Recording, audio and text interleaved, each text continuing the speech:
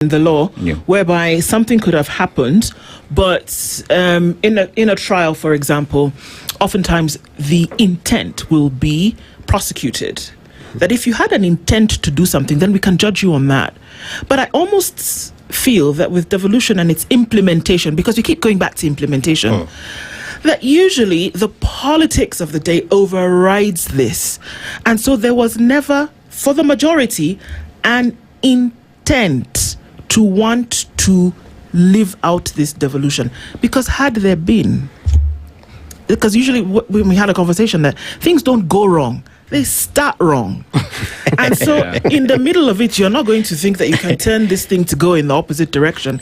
So in the very beginning, if your intent was not to be an agent of devolution as constitutionally provided, then it's very difficult for us around about 13 years later to then come and say, oh, can we? No, if you didn't intend to do that, if you did it for your own political good, then sad to say, but we're not going to go anywhere.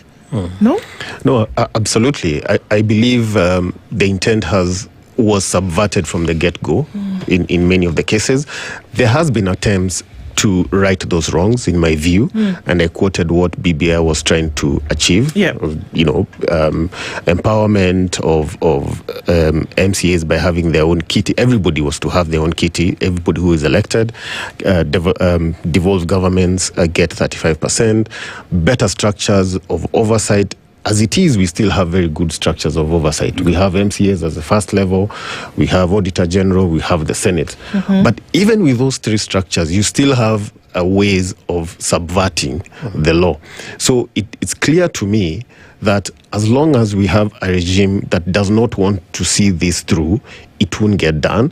And it's only going to get worse and worse because the next government will come and see start and find a mess for the last 5 years, said, okay, by the time I write this mess, I will not be popular. Because once you start clearing a mess, you'll be told you are not seeing any development. You just do you first, and then we'll judge you for that. You remember when Kibaki came into power, the first thing he did for the first 2 or 3 years was to just clean government. There was no development going on. But he stood his ground, and by the time he was doing his second year, we could see infrastructure development, and he just wasn't talking, he was just getting on with these things. But he had people to support him, he had good cabinet secretaries, and I believe maybe that's why we went wrong. I mean, I can't say we lose hope completely. There's still hope. Absolutely. But probably not with this regime, if you ask me. Okay.